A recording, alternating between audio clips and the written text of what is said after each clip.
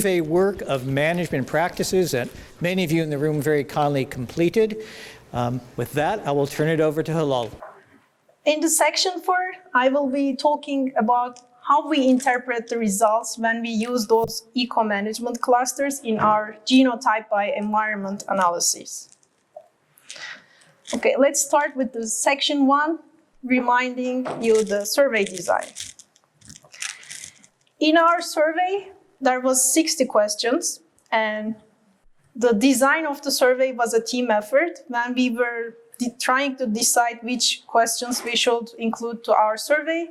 We benefited from the insights from our producer advisory board members, and we tried to capture as we can all the management practices in our survey, and it was including general management section, parasite management section, lambing management section, other health, culling, feeding, and climate adaptation management sections.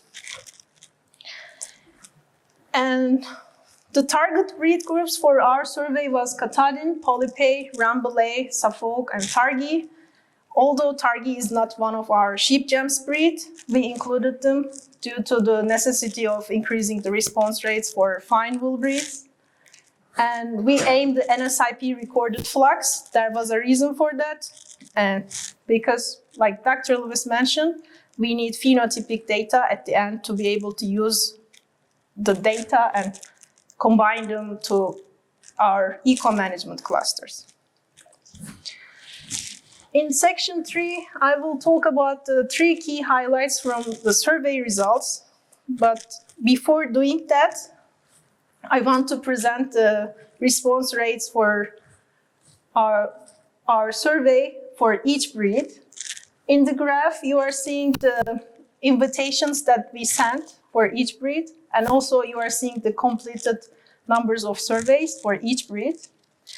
The completed numbers for Katahdin was 50, for Polypay 21, for Suffolk 13, for Rambouillet 8, and for Targhee it was 5. Again, like Dr. Lewis mentioned that previously, don't think that these are bad numbers for some of the breeds. Please consider the active flock numbers and also the invitations that we sent. For all of the breeds, we almost have 50% of the response rate. So it wasn't a bad response, but it can be better for the future works. In the 3 key highlights from the survey results, I will talk about 3 topics. First one is culling reasons, second one is deworming practices, and third one is lambing assistance. In the culling reasons, for Rambouillet and Targhee, we observed age-driven culling was the most dominant one, and it was reflecting a focus on longevity management. On the other hand, for Katahdin, Polypay, and Suffolk, we observed they were culling their animals due to other health-related problems, and this was highlighting a problem that needs to be focused on. In the deworming practices, for Rambouillet and Targhee, due to higher parasite susceptibility in their extensive grazing systems, they reached the highest deworming need, which is 92.3%, and the Suffolk was following them and with a rate of 84.6%, and this was reflecting moderate resistance and focusing on growth rates.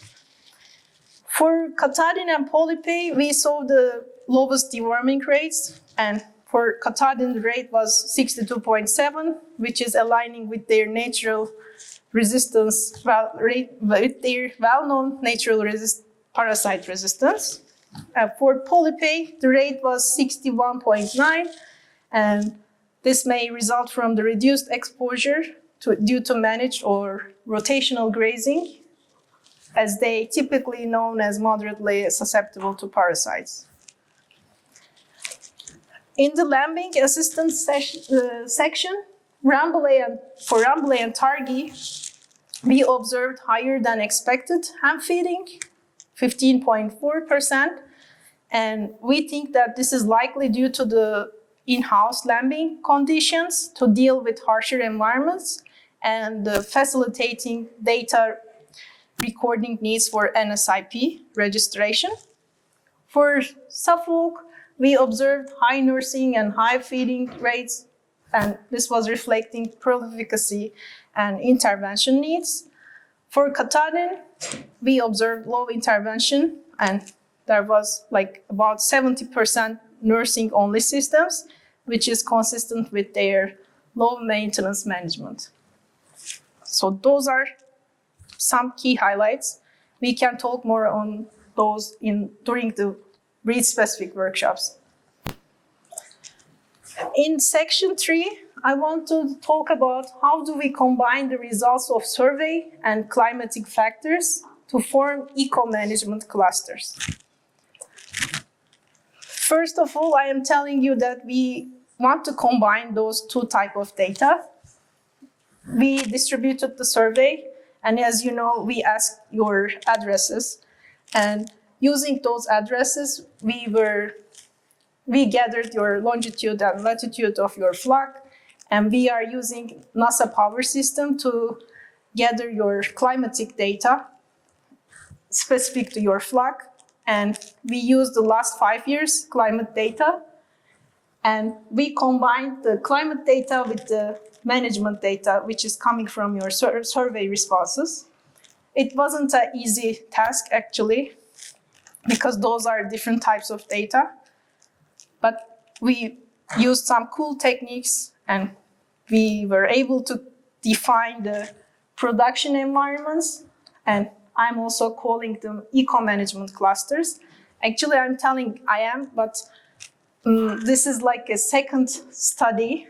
I'm following the footsteps of Brian Arisman, who is one of Dr. Lewis' previous students, and I want to acknowledge him.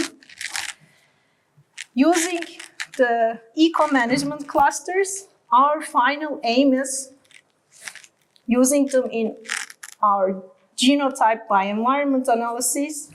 Our final aim is identify sire families better adjusted to managemental and environmental challenges. Now we are at this stage. We completed defining the production environments. Our next step will be doing the other analyses to identify sire families. In section 4, I want to talk about briefly how we can interpret the results after using those eco-management clusters in our G by E analyses. And for the demonstration purposes, I create 4 sire families. And again, for demonstration purposes, I have 5 eco-management clusters that you see on the horizontal axis. And on the vertical axis, you are seeing the trait of interest. You can think of any trait in here. It can be fecal egg count or body weight.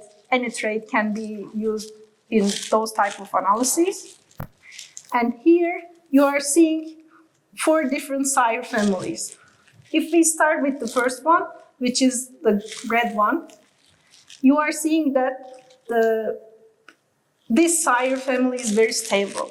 If we are in the eco-management cluster one, we are getting the same yield or same phenotype, and it is not changing in all the eco-management clusters. So we can say that this animal is very stable. If we take a look at the other ones, there are some changes. For example, if I am in a cluster 1, I would choose maybe the sire family 4 because it's giving the highest yield or it has the highest value for the trait. This will help us to select our sires for different environments and also for different purposes. If you are a seed stock producer and if you want to sell your animal to different areas, you may want to select maybe the stable one, because you can confidently say that this animal will survive in other areas. Or if you are planning to just keep your animal at the same place. You can decide using those lines and select and shape your future decisions. So our final aim is using those eco-management clusters, helping you to shape your future decisions. And normally, in previous G by E analyses, people were using the climatic factors mostly, and in the horizontal axis, they were putting those, and you may think that my animal will behave in this environment well or bad, but in R1, this is also giving us a chance to select the animals for operational realities. This is like a combination. You can know that your animal will survive or not, or give a good yield or not in a specific environment with the management.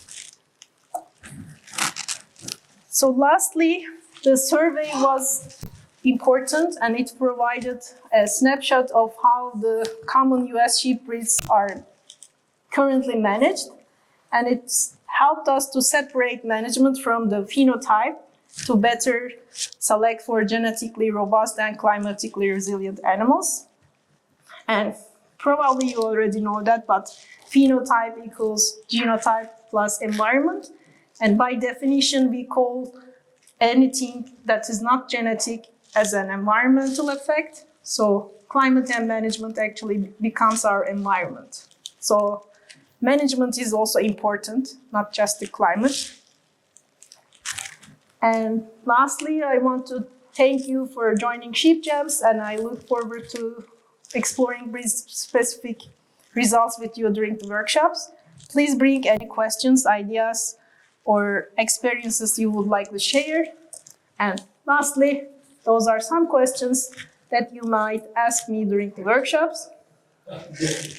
First one is, what steps can I take to implement these findings in my breeding program?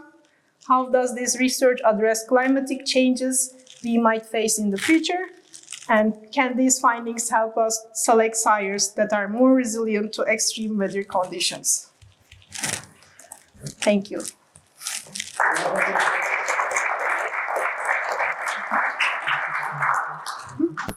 So you can actually, at this point, also ask some questions related to that, but Halal will be able to go in quite a bit more depth in the workshop sessions. So may I entertain any questions for Halal? And if you check your name tags, your survey flag codes, and in the proceeding, you can check where you are located in the eco cluster and eco management clusters.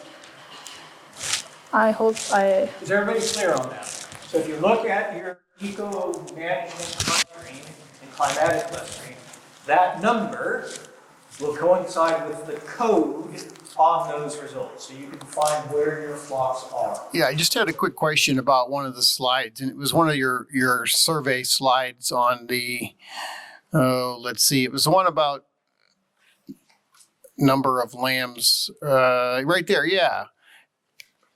Help me interpret what high nursing and hand feeding means, what those percentages, is that the percentage of operations that do that? Is that the percentage of lambs that? Percentage of producers who use those techniques to give them assistance to their lambs.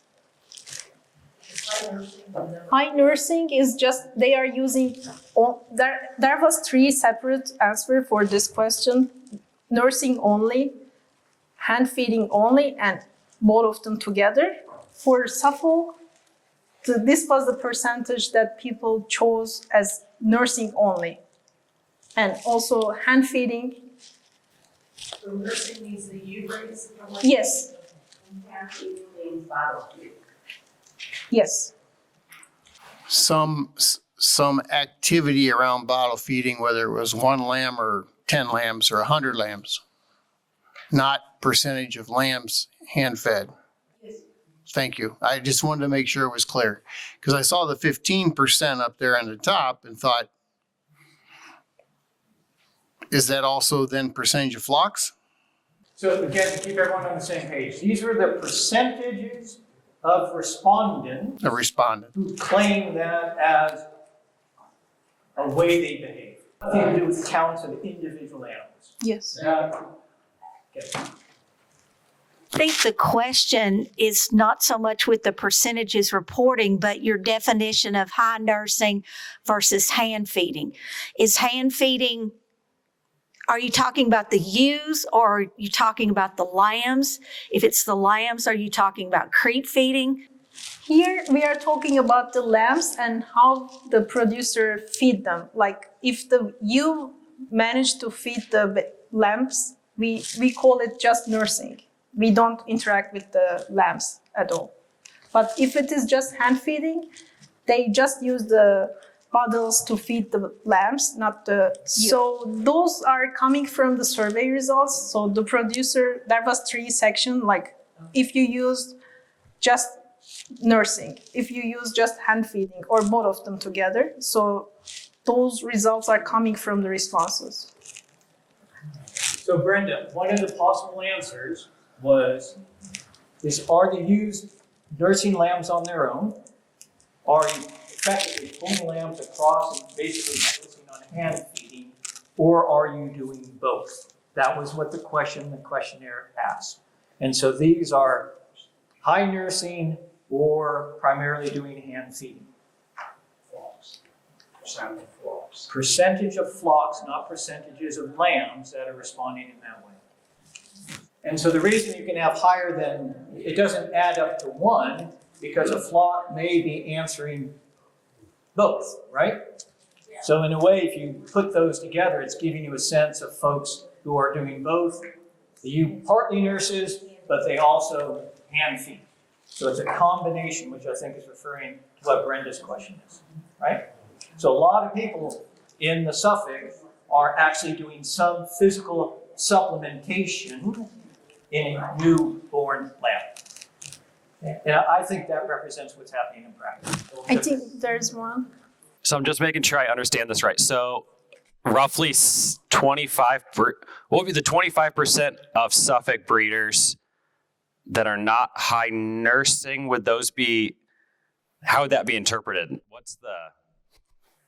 I mean, in my opinion, shouldn't most meat sheep breeders, like the majority of the flock, be using natural rearing?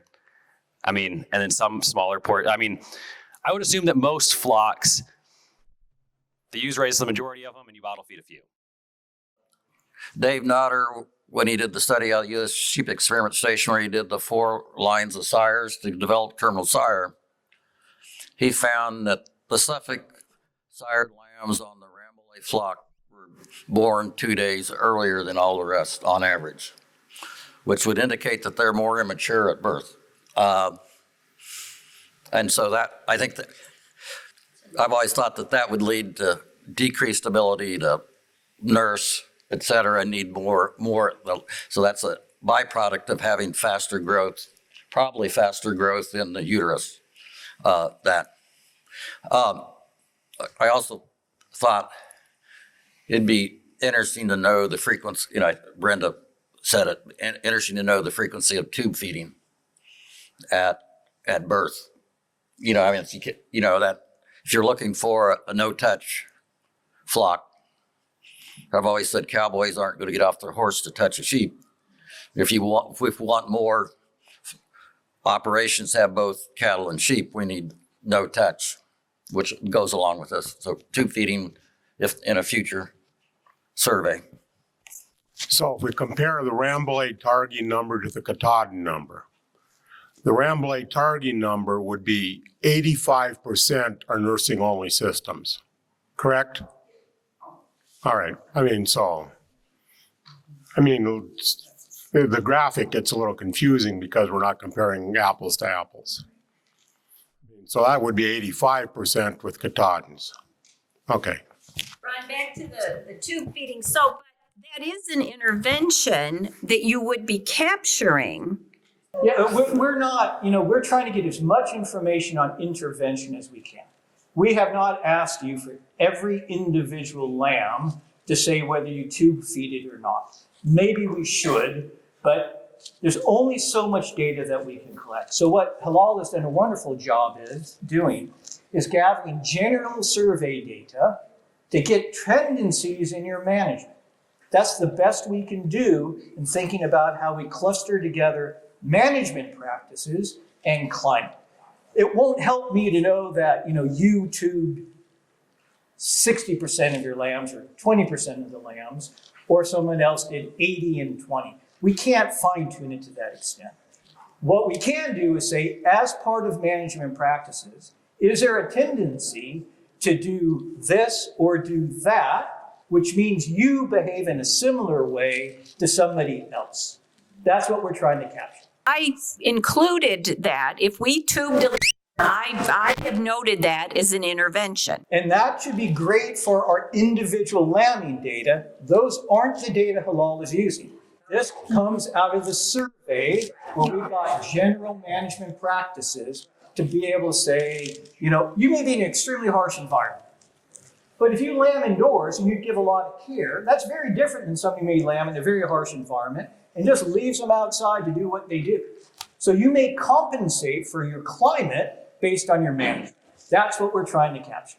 Well, and it does come down to individual management. I know there are some folks who lamb in the winter who routinely tube every lamb out of the gate. And, my husband and I, we've had this discussion many times, and he believes that that's wrong, and we don't do it unless it really, we can say that it actually warrants it, that we don't tube as an insurance policy like a lot of other folks do. And I would welcome feedback on my comment. Am I halfway right or wrong? And is it a concern about how we couple what we do to keep animals healthy versus what we expect them to do on their own? Because if I look at the Katahdin, they're actually doing the most intervention. Only 68% of them are raising them on the mother. The other 40% are doing something else. Yeah, but that implies there are 68% that are only allowing those lambs to nurse. Yeah, but we called them intervention. Rambouillets are at 85%. So they are high intervention at 68. So in the Rambouillet, most of them are allowing them to look after their lambs on their own, about 85%. Low input versus the Katahdin, they're moderate input. So in that case, nearly 70%, they're only nursing, not intervening at all. 30%, they would be either supplementing or hand-raising the animals. In the Suffolk, there's the case most lambs have at least a combination of the ewe nursing the lambs and they're also getting some intervention. I think it's the descriptors that you used here that are perhaps confusing people because they're trying to compare on down and it's different descriptors that are being used in each one of those cases. So we'll try to make it clear, because clearly it isn't. But I think the message is clear and what we anticipate. Rambouillet and Targhee, the least level of intervention, right? Ewes are looking after their lambs. Katahdin are about 70%. Ewes are looking after their lambs on their own. In the Suffolk, there's a lot more intervention going on. That's the message. Okay? Just were any of these tied back to the health of the animals? If the animals if the flocks that were surveyed and answered had high mastitis rates, OPP levels, that of course you're going to intervene more because the health of the animals, the lambs would die if you didn't intervene. So there's so many other factors is what I was thinking. What you did in your operation. It isn't tailored down to the individual animal. So we might need to work a little bit with our terminology, but I think that the results are what we might have predicted. I don't know if you're surprised, but I'm not. Right? Range flocks, not a lot of intervention. Katahdins, not a lot, but a bit. And the terminal sire, there's much more intervention going on. Okay? So let's draw this closer to a close because it's time for lunch.